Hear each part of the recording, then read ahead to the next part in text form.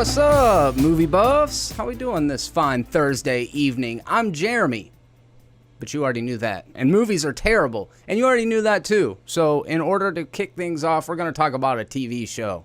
Figure, let's mix it up. Well, if you've been paying attention to the channel, it's not really mixing it up because I love to do recaps of these Marvel series that have been coming out on Disney+. I've been really enjoying them.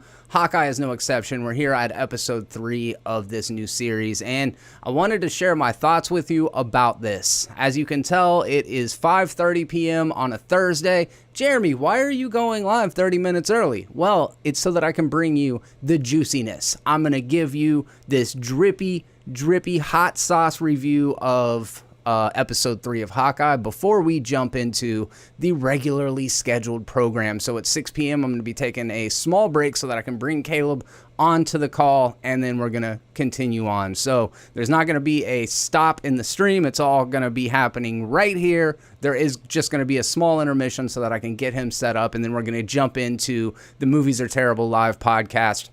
Business as usual. But I don't want to kill too much of my time up front because we do got a lot to discuss in the next 28 minutes. First of all, shout out to everybody in the chat. That means you, Patrick. That means you, Patrick. That means you, Nick. That means you, Jay Wolfie. That means all of you guys. Leo, you too. Really do appreciate you stopping by. When should we come back for no Hawkeye spoilers? That would be at 6 p.m. We are switching gears. There will be no Hawkeye spoilers at 6 p.m. So just be ready for that. What's up, Jacob? Welcome to the conversation. Glad you stopped by. Glad you're taking part in the chat. Always a pleasure to see some new faces in here. I know that I've seen you in before, but it's not every Thursday thing. So welcome. Glad to have you. All right, so episode 3 of Hawkeye. It was called Echoes, and for multiple reasons, which we will jump into. In this episode, Clint and Kate make their epic escape. That's right, we got a really good scene where they are able to get out of the situation that they were put in the last episode, and it leads to a really epic car chase. So this is a very high octane action driven episode, and I think it really shines as being an action series. This is the kind of stuff that I was anticipating. We're finally getting to it. We get to see some cool usage of some trick arrows that Hawkeye's got, but damn, Kate Bishop got fined for some reason, didn't she? I mean, you know, Haley Steinfeld's a beautiful girl. We can all agree on that. And she looks nice in the first 2 episodes, but I don't know what it is, man. Is it the suit? Is it the rash guard looking suit? Is it the little eyeliner wings that she's got? Is it the hair? I don't know, man. It's all working for me. Damn, Kate Bishop, you got fine. She got contacts in, or is that CGI? Her eyes are like super green in the thing. But also, I love the fact that ASL is making its debut heavy in the MCU ever since the release of Eternals. We got our first deaf character there, and now we've got more deaf characters, including Clint, who's actually hearing impaired. He's not deaf. He had some sort of injury in one of the Avengers movies, causing him to lose his ability to hear well. And then also the new character that we've been introduced to, Maya. So, yeah, it's pretty cool that we're getting to see representation. And that scene with the father and the daughter, it melted my heart. It was so good. I really like the actor Zahn McClarnon. He plays William Lopez in this series. Not for long. He's also in Westworld. He played Crow Daddy in Dr. Sleep. He played Akecheta in Westworld, and he's even the Sheriff Big in Reservation Dogs, which if you're not watching Reservation Dogs, do yourself a favor. It is fantastic comedy drama brought to you by Taika Waititi and others. I can't remember what the name of the creator was. But anyways, that's not what we're here to talk about. I want to talk for a second about representation, because as I'm watching this scene between this father and daughter, Native Americans, which not near enough representation in movies, and the conversation they're having, I'm just thinking, like, who doesn't want this? Like, yeah, it might be cynical by Marvel and Disney. I know that they're motivated by money, and that's kind of first and foremost as their objectives, but I will say, if even one end user, if even one person that sees this series sees themselves in young Maya or Maya as an adult, or any of these characters, I think that is profoundly important, and I think it is worth saying, and I think we should get to a place where, like, okay, so what? The corporations are cynical. The point is, what about the people who are watching this? I thought it was just a beautiful thing, simple little moment, but it had me thinking, and it had me feeling, and I really did appreciate that. So, yeah. Oh, boy, oh, boy.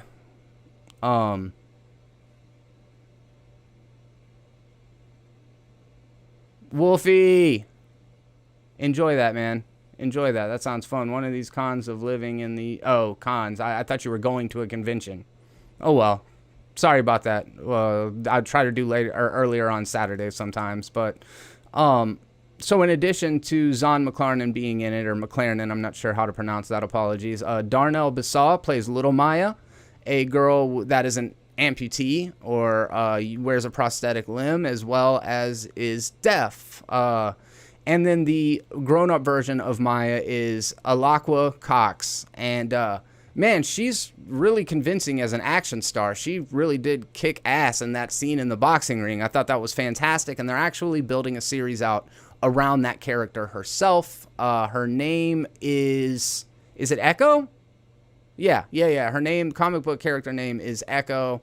She's got a relationship with a very iconic character from the MCU, portrayed by Vincent D'Onofrio. You may know him by the name Kingpin. He is the same performer that played Kingpin in Daredevil, and I think we can all be pretty sure that was Vincent D'Onofrio's voice in the one scene where we see his hand touch her shoulder. I was like, oh shit! They just now did it, dude. They just now put Kingpin in the MCU. That is tight, dude. That version of Kingpin is fucking nuts. Really good. Like, what a great performance. So I don't believe that Ronan was a man. I don't believe the Ronan that killed Mara's father was a Maya, excuse me, not Mara. I don't believe that the person that killed Maya's father was a man. I think that it was either Yelena, because we know she's got to be making an appearance somewhere. It was either Yelena, because they set it up at the end of Black Widow, or alternatively, my other theory is that it's Kate's mother. I believe that the sounds that we heard were a woman's grunting and groaning inside that warehouse scene. I think it was either Yelena or I think it's Kate's mother. Guys, let me know what you think in the chat. Would very much be curious to hear about it. I would see myself as Hawkeye, but my ears are too damn big. Hey, that's relatable. Trust a bro. Good shit, dude. Trust a bro. What a great little gag just on the side of that van that pursues him at the end. And Hawkeye's non-lethal bow and arrow skills are pretty impressive. I'm like, fucking, how many people does he kill in this? But then I rewatched it, and I'm like, okay, all of those are like shoulder hits and like in the foot or whatever. Like, I guess he's not killing all of these people who are just working and probably eager to get back to their families as well for the holiday season. But henchmen, fuck them. You know what I mean? If they're not main characters, fuck them. They can get shot and killed all through the show. Nobody gives a shit. But I don't think he was murdering everybody. I don't know. Patrick, you actually like the theory of Kate's mother. I do believe that they're setting her up to be the villain of the series, and it would make sense to find out that one of the people that... Because they had the Ronin suit in their possession somehow, right? The stepdad ended up with the sword. Like a swordsman would, you know. Oh, dude, that car chase was so good, though, and I don't know if you noticed this, but at one point it plays a small composition from Beethoven, who is a deaf composer. So there's a little piece of music in there before it goes into the Nutcracker Suite, which is Russian musical. What am I trying to say? Yeah, it's a Russian musical, so I'm wondering if there's a connection there between Yelena and the Tracksuit Mafia. Just something I was thinking about. And we get to see some badass Ant-Man tech in this episode as well, which I thought was a lot of fun. But I do believe Kate's mother, Yelena, probably killed William. So I'm over here on CNET, and I wanted to kind of just run through the plot breakdown so that we can touch on some of the major stuff and see if there's anything I missed, see if there's anything you guys want to key in on, and we'll have a conversation. Yeah, dude. I always good to hear from you, my friend. Always good to hear from you. Already in-house, and then there are those moments where her very intelligent mom acts completely clueless, and I ain't buying it. Yeah, absolutely. So a chunk of this episode is spent on Maya's origin story and how she overcame the challenges of being deaf as she grew up. It's subtly implied that her incredible physical ability comes from watching as her dad advised her to. So she's got a similar power set to Taskmaster, and just because there are so many characters at this point in the MCU, we're going to start seeing some redundancies. Some of the powers that we are seeing are powers that other characters possess, which, if you think about it in terms of flight, like, nobody gets mad when 5 characters fly. You know what I mean? So, I think that the fact that we are, like, starting to see multiple characters have similar power sets, it makes sense. It's just kind of the way that things are going to have to start going. She, in the comic books, becomes a concert-level pianist by observing someone play, and gained amazing martial arts and acrobatic skills watching recordings of fights. She's mixed up with a bad crowd in the MCU, but she's probably going to step away from that life since getting her own Disney Plus show. Oh yeah, like I mentioned a minute ago, she is actually going to get her own spinoff, which, if I'm being honest, an Echo series wasn't at the top of my Christmas list for things I give a shit about. That said, maybe they can do it great. I actually did think the character was really well done, and I like the performer in it, so I'm open to it. And we'll see how things go. Let's see. In the MCU, Maya's on a quest for vengeance against Ronan, who killed her father and a bunch of others during his campaign against New York City's criminal underworld. A captive Clint tells her that Black Widow killed Ronan, but she's not convinced. Giving her observational ability, it's possible that she watched Clint's moves during their fight afterwards and linked him to Ronan. Maya's underling... so that right there is kind of saying that she thinks it's Clint because she saw his fighting style. I don't think any of us believe that Clint was the Ronan that murdered that guy. That would be a very tough pill to swallow, even though fucking Nat murdered a little girl just under the assumption that her dad was inside that building, which, not a very cool thing to do, Nat. Not a very cool thing to do. Her underling, Cassie, later tries unsuccessfully to convince Maya to forget about Ronan, noting that their unseen boss wants them to keep a low profile. He apparently wouldn't be happy with what she's doing. Uncle Kingpin. It looks like we are probably going to get Vincent D'Onofrio's Kingpin in the MCU, and it's pretty exciting. I know tonally he was quite a hardcore character to see him fit into this PG-13 world, but I don't really have any serious issues with that. After episode 1's reference to a head of organized crime removed from power by Ronan, we get hints about Maya's shadowy boss. In the flashback to her martial arts class, this uncle lovingly pinches her cheek and chuckles softly in a very Vincent D'Onofrio manner. D'Onofrio played Wilson Fisk, aka Kingpin, in 3 seasons of Daredevil. We last saw him being dragged off to prison in that show's finale, but that took place before the snap, and it's likely he's either been released or is rebuilding his empire from behind bars.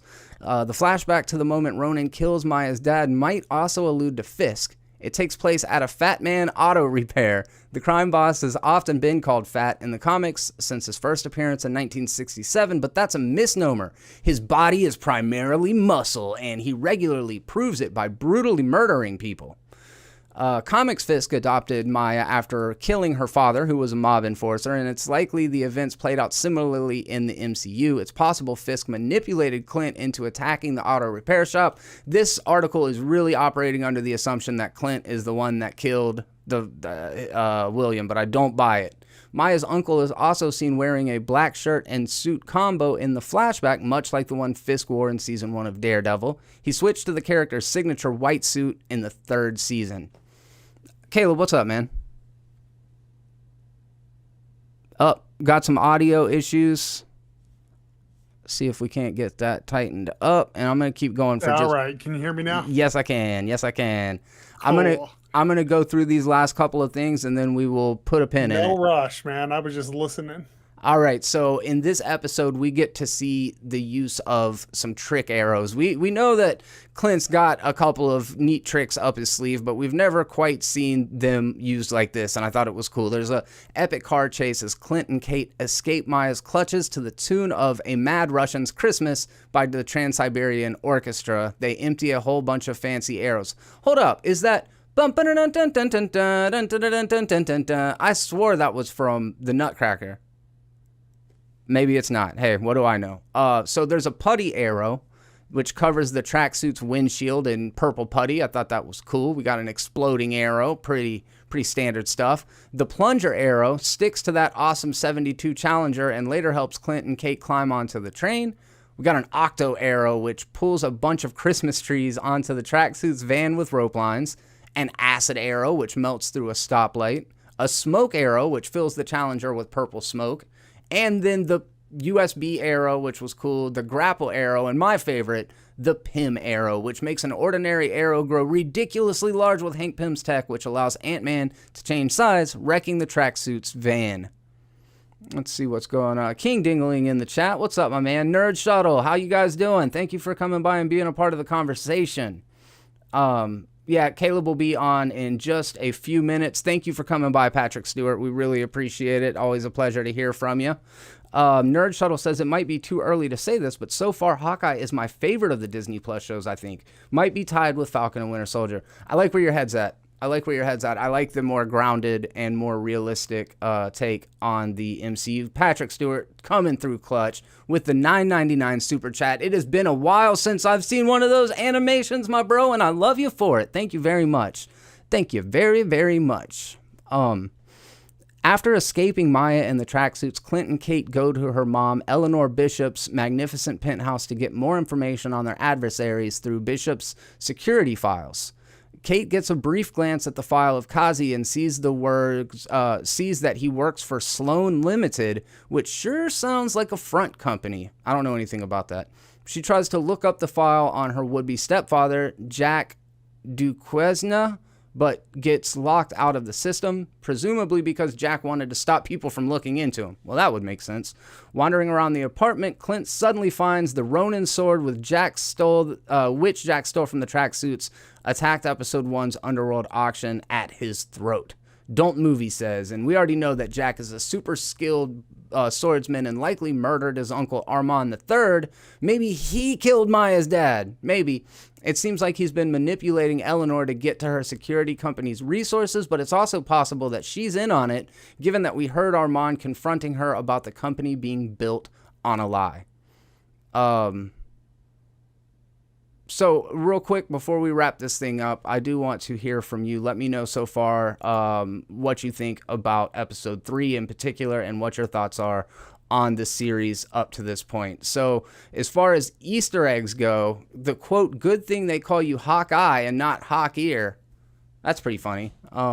Maya should ask Shang-Chi about meeting some of them dragons. Yes, there's a point where Maya asks if dragons are real and her father says, not in this world, which is inaccurate. Inaccurate on multiple counts. Inaccurate because we saw one in Shang-Chi, because there's a skeleton in the Defenders, because Thor fights a dragon-like creature in Ragnarok. I mean, we've seen dragons in the MCU, so maybe he's just never seen dragons. But he leaves a bloody handprint on her face as he dies, which is like in the comics. There's like a white hand across her face as part of her costume. I thought it was an allusion to the hand. I'm over here thinking about Daredevil, and I was like, oh, look, a red handprint on her face. She must be part of the hand. But I don't know. Black Widow kind of did kill Ronin by convincing Clint to abandon his murder quest and rejoin the surviving Avengers in Endgame. I think we all got that. When he said that Black Widow's the one that killed Ronin, I think we kind of understood he meant metaphorically. Maya's prosthetic leg wasn't in the comics, but is a characteristic of the actor that's been worked into the show. She uses it to smash a hockey stick during her fight with Clint. Kate draws Hawkeye's classic costume. That was really fun. She draws up Clint's costume when she's telling him that he needs to work on his branding. So there were some fun little nods and fun Easter eggs in it, and I really enjoy the sense of humor and the action in this series so far. all in all, I'm having a very good time with it. I think it's a smart and a fun Marvel series that kind of brings us back to the roots of what made Marvel great in the first place, and that is not cosmic stakes, not world-ending consequences for what happens. This is a story of two characters, and the stakes are personal, and I love that. Clint and his family are at stake. Kate is at stake, and that's all that I need to be, emotionally engaged and curious to see where things go. But I really do think it's a great show, and I wanted to say a quick shout out to Ewok Da Silva. Do you think Kazi will get the clown look from the comic at some point? I don't know. I don't know anything about it. Let me look it up real quick. I didn't know Kazi was even a comic book character. So just so that everybody's on the same page, I am a real big movie fan that used to collect comic books, but I don't know a whole lot about them. So I wasn't familiar with the clown makeup. But I appreciate you putting me on to something I didn't know about.